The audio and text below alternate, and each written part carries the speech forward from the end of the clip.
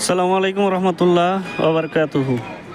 সুপ্রিয় দর্শক শ্রোতা, আজকে মহান বিজয় দিবস 2025 উপলক্ষে কেরানীগঞ্জ উপজেলা কর্তৃক আয়োজিত এই বিজয়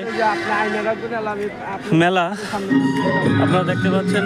এই বিজয় মেলায় বিভিন্ন ধরনের স্টল এখানে আছেন। কেরানীগঞ্জ উপজেলার বিভিন্ন স্কুল কলেজের শিক্ষার্থীরা এখানে উপস্থিত হয়েছেন।